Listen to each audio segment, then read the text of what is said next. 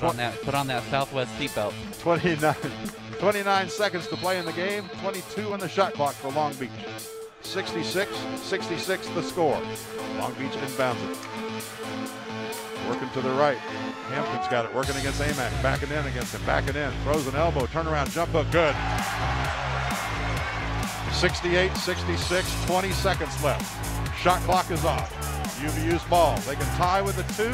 Win it with a 3. Justin Harmon across midcourt. Slides on the left wing. Starts to drive. Does drive. Throws it up. Off the glass. No good. Rebound. Got his own rebound. Back to Blaze Neal. Hanging jumper for 2. Good! We're tied at 68 with 4 seconds to play. Blaze Neal nails the 2-pointer from just on top of the free throw line. Big time shot. So they're going to try to deny Murray the basketball in the backcourt with 4 seconds to play. He gets it in anyway. 3 seconds. He'll cross midcourt on the run. Takes it down. Throws up a prayer at the buzzer. No good. We are headed to overtime here in Long Beach. Holy cow. Oh, my goodness. Murray had a wide open look from the left wing and just missed it. The nation's leading scorer missed a shot that would have won the game for Long Beach State. At 84-78 with 17 seconds to play. They'll get it into Murray. He's guarded closely by Harmon. Goes around both he and Blaze Neal. Hanging jumper. That's no good. Rebound comes down to Long Beach State. Back up off the glass. That's no good. Tipped around. No good. 6 seconds over to Murray. He'll force up a shot. No good. Amac grabs it out of midair, and that's going to do it. UVU's going to get out of here with the victory. Ball game is over. UVU wins their second consecutive road game. Second consecutive overtime game. Final score, Utah Valley 84, Long Beach State 78. Welcome back to the program, everybody. Hope you had a fantastic weekend. I know the Utah Valley Wolverines did, enjoying 2 thrilling victories that we'll break down for you. Utah Valley went 2-0 in California last week, taking down Pepperdine 86-74 in overtime, and then just 2 days after that, taking down Long Beach State 84-78 in overtime as well. Those highlights that you heard at the beginning of the show, courtesy of ESPN 960, Jim McCullough, Jason Erickson on the call. The final calls for you for that Long Beach State game. And how about Blaze Neal hitting clutch jumper on Wednesday night to tie the game with 6 seconds left, and also coming up big with some 3-pointers in overtime to take down Long Beach State. And then Monday, again, we'll break down all the stats for you, but some big numbers coming from the big names for Utah Valley. It was just a great weekend and a great week overall for Utah Valley. And it's also game day. Hello. It's game day for Utah Valley. They're going to tip off here in just a few hours. 3:30 is the tip-off. You can listen to that right here on ESPN 960. Utah Valley in the SoCal Challenge, taking on the Idaho Vandals. Whew, I got to catch my breath, man. It was great. Just reliving those moments, the heart-stopping moments. So, again, Utah Valley, after winning a pair of games last week in the Golden State, now returns back to Southern California to play in the inaugural SoCal Challenge. The Wolverines will open the SoCal Challenge play against Idaho on Monday today. So again, you can hear that right here on ESPN 960. Tip-off is set for 3:30 p.m. Mountain Time, and they're playing in the pavilion at J. Serra in San Juan Capistrano. And if you have not been to San Juan Capistrano, just take it from me, your friend Brandon Crow here on the ESPN 960 Coaches Show.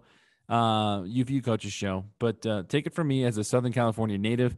San Juan Capistrano is one of the most beautiful places that you'll probably see.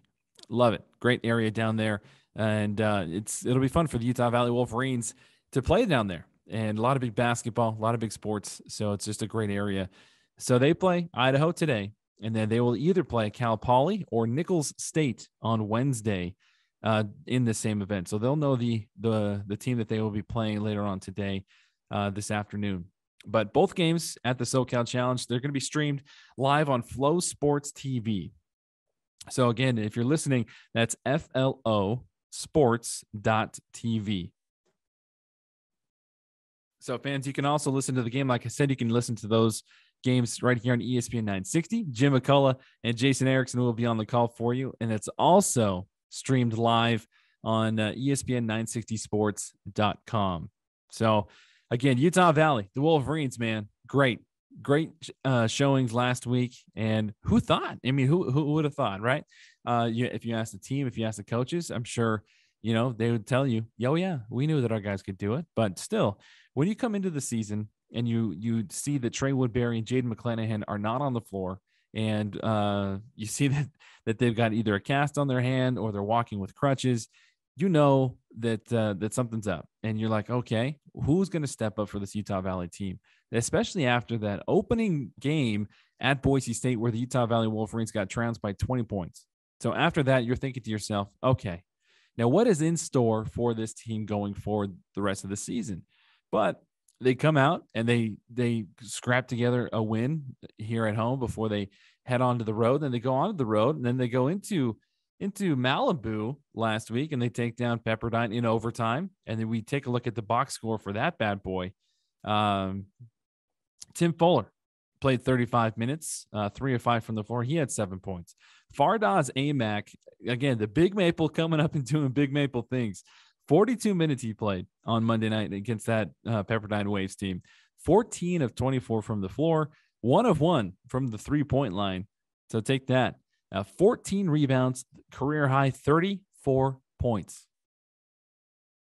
Let that sink in for a second. Career high, 34 points with 14 rebounds for the Big Maple. Latrey Darthard, 5 points. Blaze Neal, 8 points. Connor Harding, who we will hear from today, stepped up big time. 18 points on Monday night, 6 of 10 from the floor, and he had 4 for 4 from three-point land. Connor Harding shot on Monday in 35 minutes. And then coming off the bench, Justin Harmon, who we will also hear from today. Again, another spectacular performance from the young man, stepping up in double digits. Played 32 minutes, 4 of 9 from the floor. He had attempted a pair of threes, made one of them, and he came away with 14 points. So again, Utah Valley on Monday taking down Pepperdine 86-74. And then just a couple days after that, taking down Long Beach State in overtime as well, 84-78. And it was just fun to watch, fun to listen to, and fun to see these guys step up. So we'll break this down with head coach Mark Madsen in our next segment. So we hear from head coach Mark Madsen today. We're also going to hear from assistant coach Jared Jackson. We're going to hear, like I said, from Connor Harding and then from Justin Harmon. And that's going to round out our show today. It's going to be a good one to recap last week and look ahead to Idaho tonight and then potentially Cal Poly on Wednesday. So again, Utah Valley picked up a pair of big road wins last week at Pepperdine and Long Beach State. Utah Valley erased a 12-point deficit, and Connor Harding knocked down a game-tying three-pointer with 1.2 seconds left to play in regulation on Monday to send that game into overtime. And then the Wolverines then outscored the Waves 15-3 in overtime to claim that 86-74 win. Fardaz Amack, like we said, a career-high 34 points with 14 rebounds, and Connor Harding, like we talked about, a career-high 18 points as well.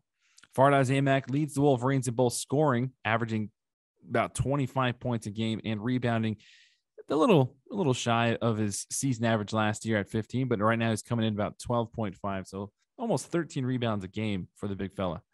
Through the first 3 official games. And Fardaz Amack ranks 8th nationally, in scoring and 7th in rebounding. So the dude continues to work on his game, and we talk with head coach Mark Madsen about that. We talk with how his footwork continues to develop and how Fardaz Amack will come into practice, and Coach Madsen will see these things that Fardaz Amack is doing on his own, and then he only improves them in practice. And it's just one of those things that speaks to the credit and the character of Fardaz Amack and his work ethic. So just overall, a fantastic week for Utah Valley, and it'll be a great one here. And not to mention, hey, it's Thanksgiving week, and we are thankful for you and tuning into this Utah Valley Coaches Show each week, and we appreciate you supporting these Utah Valley Wolverines as well. So we're just getting started here on the UVU Coaches Show presented by ESPN 960. So like I said, Mark Madsen coming up, Jared Jackson coming up, Connor Harding, and Justin Harmon for you as well. Utah Valley victorious last week, 2-0, 2 big wins at Pepperdine and Long Beach State in overtime. And then Utah Valley today Again, tip off 3:30 p.m. Mountain Time against Idaho. We'll take a quick break. We'll be right back with more here on this UVU Coaches Show. We'll hear from Mark Madsen after this on ESPN 960.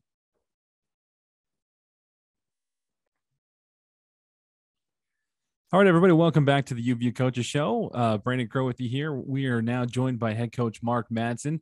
Coach, it is Thanksgiving, and so first off, happy Thanksgiving this week.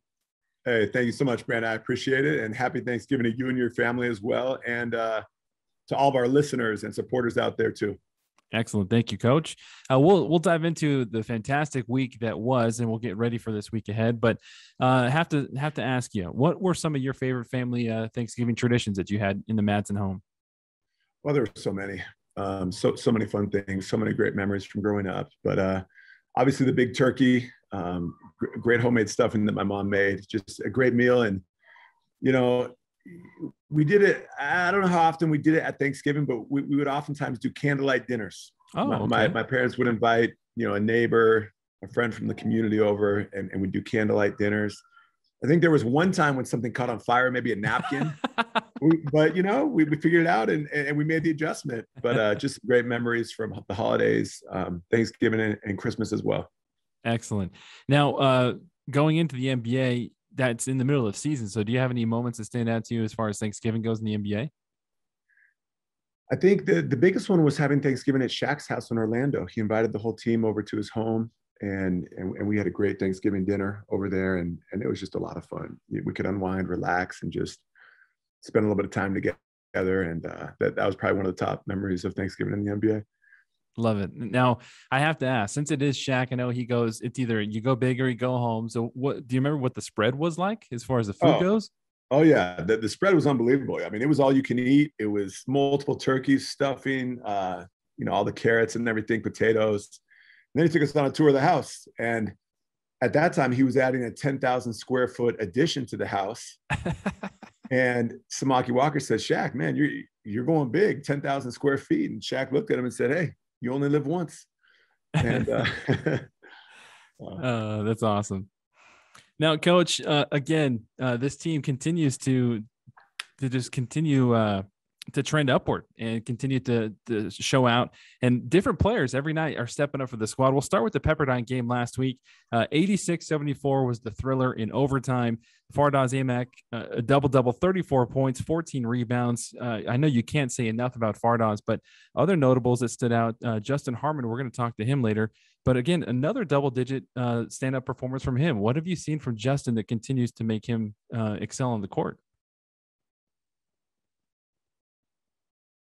And you look at the job that Justin Harmon's been doing. I mean, Justin was a huge part of both wins at Pepperdine, at Long Beach State, at Pepperdine, knocking down the three, getting to the rim, finishing, getting the free throw line, knocking down his free throws. The bigger the game, the more Justin is going to step up. At Long Beach State, he had some key transition buckets, made some key free throws there as well. So I'm really happy with Justin's progression. Blaze Neald at Long Beach State. I mean, the moment was just unbelievable in terms of all of Blaze's preparation and the work that he's put in. And then he was able to showcase that on really a national stage against a great team. That Long Beach State team is going to win a lot of games this year. They had UCLA on the ropes 2 nights before that. And so they're a good team that they'll win a lot of games. They could win their conference. So what was it between the two teams that you played against that really brought out essentially the best that we've seen from your squad this year? Well, I think we had a lot of players step up and make plays, but when you have a guy like Fardaz Amak in the middle of the paint, Fardaz is someone who his work ethic supersedes and surpasses most of anything I've seen in my career in terms of his professionalism, how he gets better week after week, month after month, year after year. And it shows. I mean, it shows in the sense of his performance, how he's able to control the glass and dominate the boards, and then his footwork. Das doesn't just, you're not just born with great footwork. You don't just walk into a court and have great footwork. You work on it. And that's what Das has done. And he's been able to use that in key moments in games. Now, this is a question I've wanted to ask you for a couple months now, but watching the NBA and seeing how The Milwaukee Bucks won the championship, going kind of old school, quote unquote, with Giannis down low. Do you feel like the pendulum is kind of swinging back where the big man in college or the NBA is going to become more important again? Yeah, I mean, I think a lot of it depends on personnel. When does the next Shaq come through the system? When does the next Giannis Antetokounmpo come through the system? I think the days of seeing two big guys on the court all the time, I think, that's moving a different direction, because most teams, have a stretch four on their roster, but still a lot of teams play with two bigs at times, and we do too. But you also have to be able to go small, because you'll play small teams at times. Now, how important is it to have kind of a pick your poison with your team, Coach, where you have guys coming off the bench? And like you said, over the last two games last week, Long Beach State and Pepperdine, you had multiple players step up in different positions. And how important is that for you as a coach to be able to look down at the bench in a moment and be able to, hey, call on somebody and have them step up? Well, you have huge confidence in your players. You have huge confidence looking down the bench. I mean, we have a few players that, not everybody gets to play every game based on matchups and personnel, but really every single player on that bench, I trust 100% in games. And I wish there were unlimited minutes in games that I could play everybody 40 minutes. You can't do that, but I'm really pleased with the depth that this team has.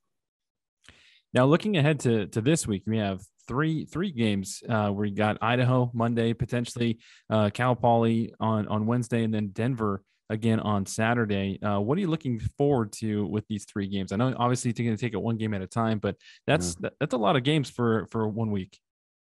Yeah, it's a lot of games. I mean, it's a lot of prep. I mean, you have to give our coaching staff, Todd Phillips, Todd Okeson, and Jared Jackson, a lot of credit for what they do. I mean, they break down these games, they study the film, they come up with the strategies. We all work together on it, but they do a phenomenal job in what they do in terms of, an assistant coach may watch 5 to 8 games to really get a great feel for what another team is doing, and to be able to transmit that to the rest of the staff and to the players. What are the keys to success this week, Coach? Trying to get some wins, hopefully 3. Yeah, consistency, rebounding, and taking care of the basketball. Is that what you've seen so far as a trend for this team for the first few games?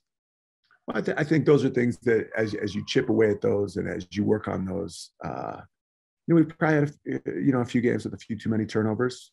We've rebounded it well, but I think those are some of the things that I think can impact winning. Okay, Coach, thank you again as always for taking the time to be with us. I know you're busy. Good luck this week, and again, happy Thanksgiving to you and your family. Brandon, thanks so much. Look forward to talking soon. All righty. That was head coach Mark Madsen. We'll be right back with more on the UVU Coaches Show right after this. All right, welcome back to the UVU Coaches Show. Brandon Crow with you here, and we are pleased to be joined by assistant coach Jared Jackson. Coach JJ, how you doing, man? I'm doing great. You just got back from Cali, sunny California, 2-0 out there, so I'm doing great. How about you? Doing well. I am a Southern California guy, so I was jealous you guys were out there when I look out the window and got this crazy cold weather here. Oh yeah, sorry. I'm sorry to hear that. I was out there taking pictures of the beach, man. I'm sorry to hear that. It's all good. Coach, we'll break down last week in the crazy victories just a minute here, but real quick, heading into year number 3, correct? Year number 3. This is it. What has been one thing that you've learned so far about yourself as a coach? Oh man, just preparation is key. It was my first assistant job when I first got here. So one of the big things is just being prepared. Once you have your video ready, you've done your research. Whether it's either teaching the guys drills or scouts, any of that stuff, man. When you're prepared, it really helps you. And so. Going into practices now, going into games or presenting scouting reports, I really want to make sure that I'm always prepared. That's helped me these past 3 years. What's your favorite aspect about being a coach? Oh, no, with no question, no doubt, is just affecting the young men's lives, teaching them life lessons. And the crazy part about it is you normally don't know until, they hadn't played for you for 2 or 3 years. And then you get that text or call like, Coach, thank you for getting on me about this or helping me with this. But that right there, man, is like, you can't put a price tag on that, just helping these guys be good, be good men, when they're done playing for you. Awesome. Who was that for you? Oh, I've got several, man. Even from high school, you know, when I coached high school, I've got kids now. You know, I won't share names, but they'll text me now, you know, and hey, thanks, coach. You're the reason I wanted to go to college. You know, the reason I wanted to play college basketball, the reason I wanted to graduate. I have players that played for me, you know, years ago that now want to get into coaching, you know, and I tell them not to. It's not smart. don't do it. But you know, just the inspiration there, you know, is important to me. So I've got several that, you know, that I still talk to. I just had one of my former players, man, he left me some shoes this morning. Oh, okay. Dropped me off some nice shoes, you know, one of my guys that I used to coach. So it's just those relationships and, you know, just teaching those guys to be good young men. That's awesome. All right. Now you brought up shoes. Are you a shoe guy? Do you have a shoe collection? You know what? I used to, you know, as you get older, well, me anyway, you realize, waste of money, man. I'm not. Whatever Mike gets us, that's what I wear. I don't spend money on shoes anymore, man. It's like, I got a son now. I got more important things to spend my money on. Now, I did see your son's kicks. I would say he's got a pretty good shoe game himself. He's a big time Vans guy. We like to put him in the Vans, you know. Now here we go again. You know, you go to Vans, you get to buy one half off, whatever. Good deals over there at Vans. If you don't know, that's a plug right there. I should get some money for that. But no, we try to take care of him and make sure his shoes are nice. But as for Dad, no, man, I'm out of it. I'll get my plug in for Vans. I probably have about 8 pair myself. Coach, you mentioned high school. Is it true or false you have your jersey retired at your high school? You know what? It's actually false. It is false. It is false. I was approached about it. I don't know. This was probably 6 years ago. And I wasn't big on that stuff. You know, they asked me, do you want to do it? You know, whatever. I wasn't big on that. You know, now we do have some team banners up there from winning some region championships, and that stuff's there in the gym, and that's important. But no, it's not retired. Anyone can wear the jersey. Yeah, I wasn't that good of a player. I was okay. I wasn't that good. So do you have your name somewhere in your gym? The name is there. The name is there. Yeah, you can go find that. High school and at the college I played at. Yeah, the names are up there. Now, what part about being a player carries over into being a coach for you?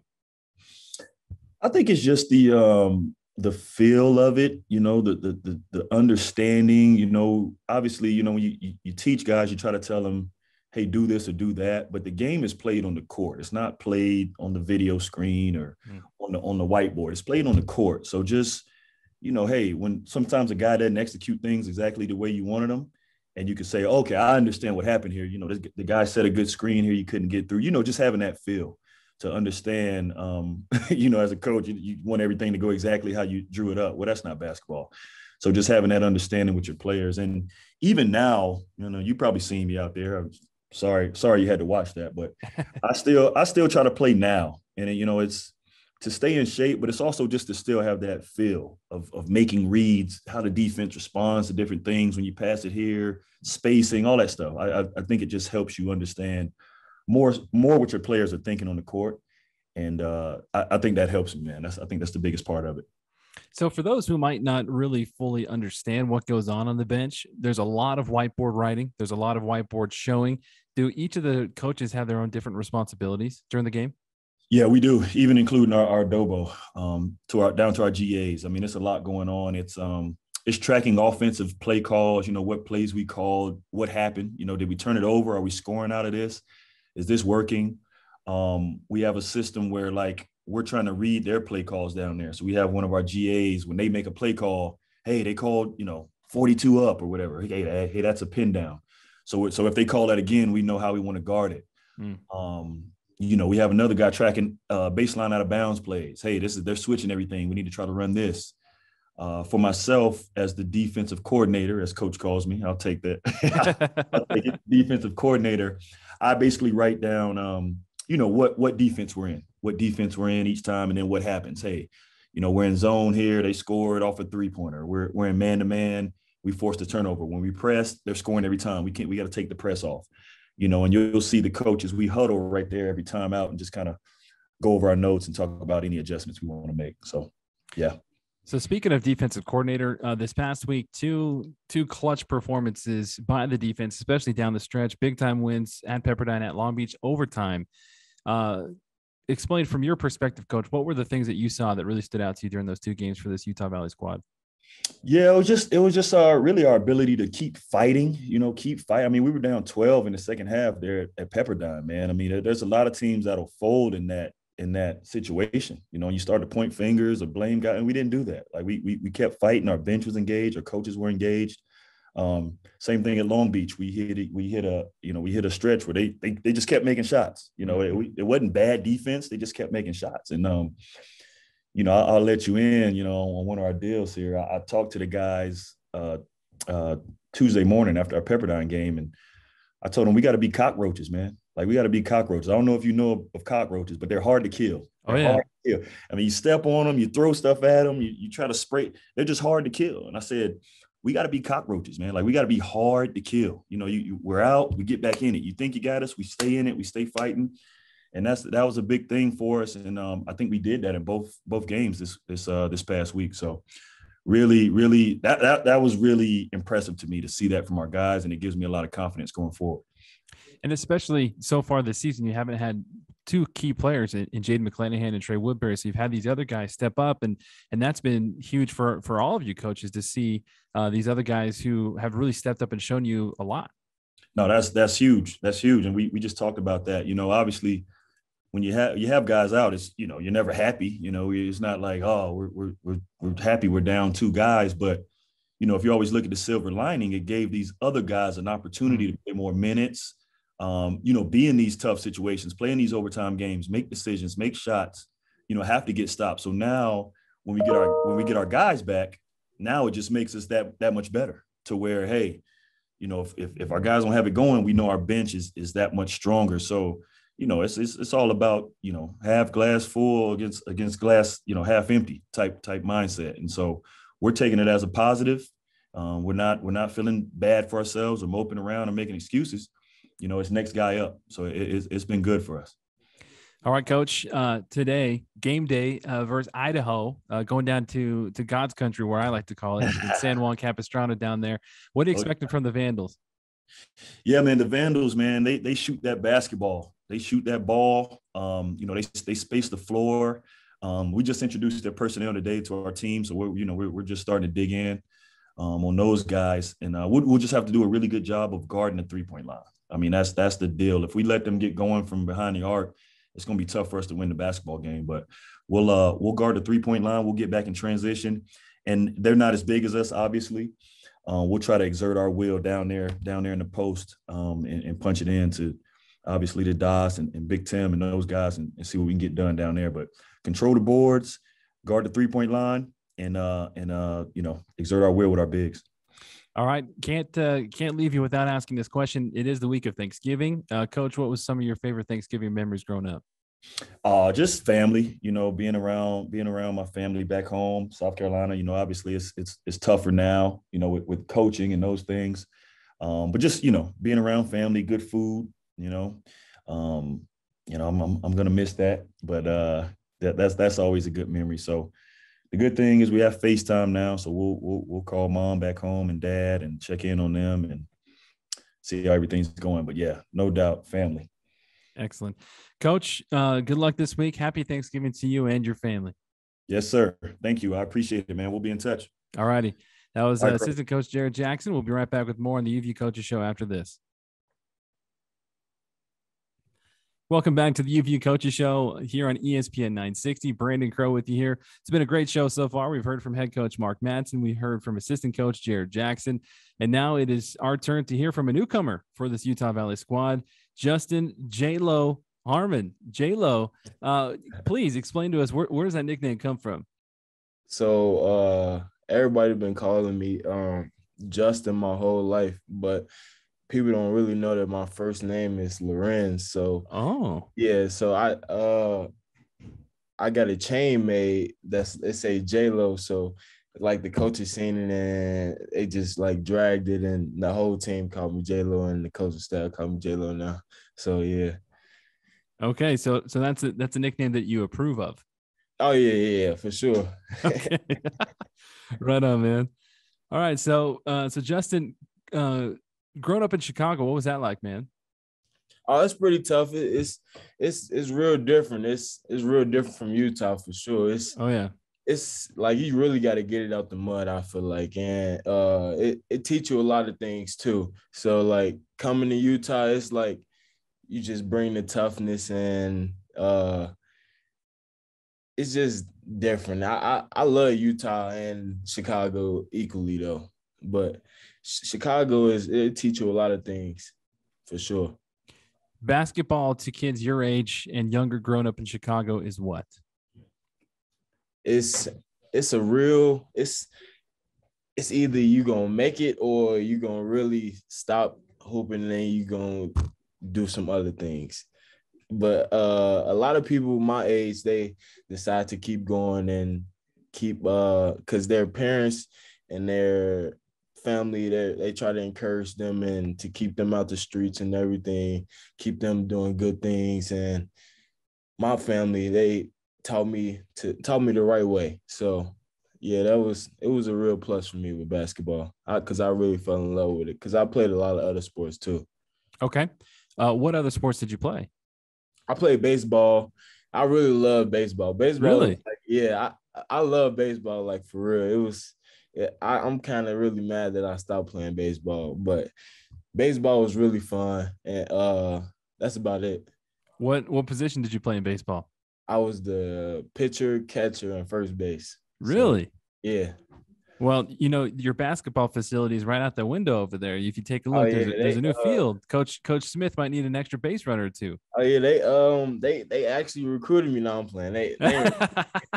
If I would have came in and played baseball, I think I would have probably been on the bench. I think because I don't really got it no more. Oh yeah, I bowl too. I can bowl. You can bowl. Yeah. Really? Yeah, bowling is a real plus for me. Like when we went bowling earlier this year, they didn't think that I was good at bowling until I threw it out there. Okay. So what is your highest score in bowling?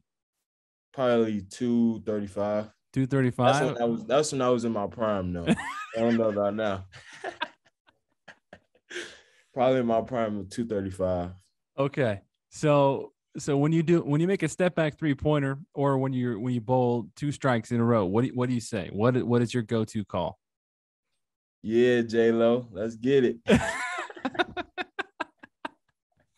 Oh, I love it, man. That's good. So when did you fall in love with basketball then? If you love baseball, when did you fall in love with basketball? I was actually playing baseball and basketball because there was like different seasons. So sure, I played baseball and then I still be playing basketball at the same time. But I really fell in love with basketball at first sight. I can say that because basketball always been like a real, like really love for what I always loved it because my dad played it and my brother played it, and it was just like I was like, dang, I'm better than both of them, so I might as well just keep going. So yeah, I always loved basketball, but baseball was special to me like when I was younger, but I kind of stopped playing it like for a few years to focus on basketball. So are you a White Sox guy or are you a Cubs guy? Got to be a Sox fan. You can't be a Cubs fan. I know they just won a few years ago, but they was really bad for a long time. I'm born and raised in Los Angeles, so I'm a Dodger guy. So I agree with you. I will never root for the Cubs. So, if you want to be a Sox fan to me, like I appreciate that. That's good to me. So Justin, in Chicago has a rich basketball history. So for a kid like you growing up, who was the guy that you loved to watch, that you try to idolize? I really loved watching D Rose and LeBron. Okay. LeBron is really like my go-to guy because I really liked his energy and how he came into the NBA straight out of high school and impacted the league as soon as he came in. And D Rose, when I was watching D Rose, it was like when I was younger. And I used to go to Bulls games, and I used to want to be him so bad. I had a poster on my wall. I used to look up to him every day, like, I'm going to be you one day. And I had went to a game and I had got backstage tickets and we got pictures with him. And that What? just yeah, it was crazy. We got backstage pictures with him, and my dad, he was like the same height as him. I'm like, dang, so I'm gonna be taller than D Rose when I grow up. So yeah, that was like a really good moment for me when I was younger, because that was like my idol for real. That's awesome. Do you still have that picture? It's in a frame, so I could probably get a picture of it. That's awesome, man. I didn't have any hair, so. Well, neither did he. So. Oh yeah, he sure didn't. What did he say anything to you? Did you ask him for any advice? But he was just saying like just like keep going. I know you from Chicago. It's hard growing up in Chicago. It's tough, but once you get the hang of it, it's gonna come easy. And never stop working hard and keep going. That's all he just kept saying, because I was a youngin, so I didn't really understand. I didn't really understand what he was saying when I was young, but now I kind of understand, because you really do you can't give up. You gotta keep going, because if you give up, you're just gonna give up on life. Can't keep giving up in life. Amen, brother. Now, what does it mean to you, Justin, to know that the coach that you have, and Coach Mark Madsen, when you're out there and you're hooping with him every day, to know that he rubs shoulders with LeBron, he rubs shoulders with Derrick Rose? Like, what does that mean to you? It's real special, because like when I got recruited here, I was just like, who is Mark Madsen? Then I searched him up. And then I was like, oh, that's the dude that was dancing at the parade. I was like, wow, that's the dude that was dancing at the parade. I was like, wow, he was a real energy guy. And then I got talking to him and stuff. I'm like, dang, he a real down to earth guy. And it's real crazy how he got to coach LeBron and got to see D Rose and like in game action and stuff. It's like crazy having him as a coach. And he won 2 rings with Shaq and Kobe. Yep. So how did that help you make your decision to come to Utah Valley? Oh, it was pretty easy, because I actually liked the coaching staff when I was on Zoom with them and how they was talking, and I liked the environment, and Utah was something different for me, so it was an easy decision, I guess. Well, I think you made a great decision. I mean, so far, so early on in your Utah Valley career, you've been showing out. You've been stepping up when the team needs you, and very impressive. One of the players that I've been keeping an eye on so far this season. What do you feel like is going to continue to be successful for this Utah Valley team going forward? I think the main thing that we really need to, if we want to keep winning, the main thing is defense and turnovers. Those are the main 2 things, because we know we're gonna score. Scoring is always gonna come in basketball, but once we get the defense and the turnovers down, it's gonna be so easy. It's gonna be a fun team to watch for sure. All right, J-Lo, I appreciate it, man. We'll let you go with this last question. Being Thanksgiving week, what was one of your favorite Thanksgiving memories growing up? Probably just having a good Thanksgiving meal with my family, because I haven't had a good Thanksgiving meal since probably high school senior year, because these past few years I've been away on every Thanksgiving, but Christmas they've been kind of making it up to me, making the good meals. Excellent. Well, J-Lo, appreciate you taking the time, man. Good luck on the court, and we'll can't wait to see what you have up your sleeve. Yes, sir. Appreciate it. All right, that was Justin Harmon taking a trip with us here on the UVU Coaches Show. We'll take a quick break, and we'll be right back with Connor Harding after this on ESPN 960. What's good, everybody? Welcome back to the UVU Coaches Show here on ESPN 960. Brandon Crow with you. Again, we've had a great show. Coach Madsen, assistant coach Jared Jackson. We just heard from Justin Harmon, and now we're going to hear from another newcomer for Utah Valley fans, or maybe not so new for those locally who have been watching Connor Harding play at BYU the past couple of years. Connor Harding, officially as a Utah Valley Wolverine. Welcome to the program, Phil. Thank you. I appreciate that. First off, growing up in Idaho, Pocatello, correct? Yes. Okay, so I always have to ask, because my mom is a Spud. She's from Boise, and I talked to Todd Phillips about this, but what is your favorite kind of potato? Whatever one's in front of me so I can eat. Okay. So you're not too picky? No, I'm not picky at all. All right. So this being Thanksgiving week, obviously you have a lot of potatoes during then. What is your favorite? One of your favorite Thanksgiving memories growing up? I'd probably have to say it was probably my high school, my sophomore, junior year, and my junior year. Yeah, we won the state football championship, and so we were just playing football and practicing. Like it was like no time off, no anything. We were focused, and we went on to win the state championship. And so that whole entire week, we were just prepping and preparing. And there's no better way. There's no better way to spend Thanksgiving, and then you celebrate with a big meal. So. Okay, so first off, what position did you play? So I played wide receiver and QB.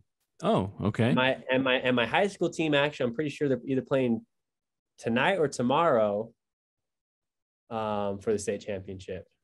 Wow. So it's one of those perennial powerhouses then. Yeah, that's where Taysom went too. So okay, it's powerhouse. The Highland Rams and Pocatello. Don't forget it. So did you remember watching Taysom Hill play in high school? Yeah, all growing up. He's actually one of my brother's best friend, our neighbors actually back home. And so it was fun to watch him grow up and play, and we still watch him and you know, hopefully he can get over this concussion and come back. But yeah, so it's always been in the blood in our family to play some football. Cool. So did he give you any QB tips when you were in the pocket? No, he didn't. He was on to BYU and doing his own thing, and I was focusing on basketball, played football just to get stronger, get used to the physicality. I like playing multiple sports, and so that's kind of why I did that. And then one of my favorite like head coaches, Gino, coached football, and I think that's the reason why Highland's so good is because of the head coach. So football and basketball, did you play any other sports as well? I ran track. You did? Okay. What events did you run? I ran the 4x4, the open 4, the open 2, and the 4x2. Okay. So running up and down the court then is no problem for you? Nope. Not at all. I was always jealous of guys like you because I was a lineman when I played football, first baseman in baseball, and I just did not have the lung capacity to get up and down the court to play basketball. But what was it like making that decision to go to BYU? So it's actually a funny story because I'm not like a huge guy to make a decision. Like I'm just pretty chill. Like if you say, hey, like where are we going to go eat tonight? I'm like, I don't care. You just pick anywhere and I'll eat. And it was getting down to like the end and everyone's like, just make a decision, like go. And so I'm like, I'm going to BYU. And they're like, this could have been so much easier if you just done this like 3-4 weeks ago. And so I ended up going to BYU. I didn't ever think I was going to go to BYU. I thought I was going to go to like Arizona State or something like that, but ended up at BYU, and it was such a good experience. And now even a better experience here at UVU. So when did you first hear about Mark Madsen? So it was interesting because I heard about Mark Madsen actually when BYU was looking for a coach. And I was like, hopefully we can get this dude, because I want to know like what he has to say about, you know, the NBA, college. Like he's been on winning teams in college.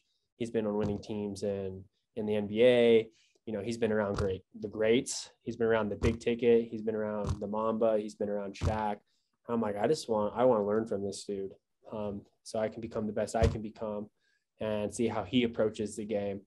And never in a million years I thought I would have had that happen, but here I am at Utah Valley, and I'm learning from him and his staff, and it's been a wonderful experience. So did he reach out to you first? Yeah, I think Utah Valley was the first ones to reach out. Yeah. So, I mean, that was awesome because my wife plays at BYU still. She's a baller. And so I wanted to stay close to her because that's actually my number one priority. Good man. Good man. You know, it just all worked out. Provo, Orem, thank goodness they have 2 colleges, 2 great programs. And so I'm just thankful for that. So what was it like dating your wife? Did you just say, hey, you want to grab some dinner and play some horse, some 101? Like, what was that like? It was actually, it's funny. She actually told Yoli, like, hey, I want to go on a date with that kid. I just got off my mission, and I'm just focusing on basketball. Like I want to play. And so I'm like, I just need to focus on this. And then actually, I think we're playing Utah Valley, and I was going to practice. She got done with practice. We crossed paths, and this was 2 months later or so. And I'm like, hey, like, we should hang out sometime. Like, we should go on a date. And then ever since then, it just ran. I just ran with it. That's great. Congrats, man. Connor, last week you had a great week, 2 games with double-digit points, 2 fantastic victories for your squad, overtime thrillers in California. What's it been like playing with this Utah Valley squad? What have you seen from this team that you really love? You know, I'll start like with our practices. We're a very competitive group, but at the end of the day, like, we have each other's backs. There's multiple times in the Long Beach game where people were talking back and forth, and our players were the first one to run over and back up our teammates. And so I think that mentality that we have on the court, and not giving up and just believing in each other, like, not all of us have had great games, but because we keep believing in each other, Blaze has an opportunity to hit big shots. Dawes can do his thing. Trey can come in and contribute. Colby Leifson against Antelope Valley comes in and hits 6 threes. And so we have that belief in each other, and it makes us like be able to play, you know, our game and not give up. And so that's just like, that's what I love about this team. What are the things that you feel like Utah Valley does well? And then what do you think Utah Valley needs to do to continue to be successful this upcoming week where you have 3 games? Yeah, I think, you know, at periods of time, we really defend. We defend really well. And then we can score. We can score because, you know, we have a presence down low. We get rebounds. But with that, there's stretches of defense where we kind of fade away, and then we try to pick it back up. And that's when people like Boise State, Pepperdine, when they made their runs, and then we have to claw back. And then the biggest thing overall is we just turn the ball over, and that probably starts with me. I need to be better with protecting the ball, making better decisions. But if we can just stay locked in on defense, and if we can just protect the ball and get shots off, I think our stock will even go up even more. So I think those are the things we need to focus on, and things that we're good at. Perfect. One last question for you. It just kind of popped in my head as we were talking here. You talked about how you wanted to meet Coach Mark Madsen. What's one thing that you've learned from him so far that you feel like has elevated your game? You know, the biggest thing is that I learned from him so far is he's very humble. How he approaches the game. He's trying to learn from other people. And, you know, I had an opportunity to ask teammates, you know, like kind of what they do well. But the biggest thing is he's always learning, and he's always saying, you know, like, believe in yourself, be aggressive, you know, attack, don't be on your feet. And so I think that's just like the mentality of the game. Because he puts us in good situations, but then he's like, you gotta go make the play, and he trusts us and he believes in us. And so that's one thing that I learned from him. He's not afraid to back down, and he doesn't want his players to back down. So excellent, good stuff. Appreciate it, Connor, and good luck this week with these 3 games, and look forward to watching you make some more big shots down the stretch. I appreciate it. Thank you so much. All right, that was the UVU Coaches Show. Thank you for taking the time to be with us. We will see you next week. But again, tonight, tip-off between Utah Valley and Idaho right here on ESPN 960. You can listen to that 7 p.m. right here. We'll see you next week, everybody. Take care.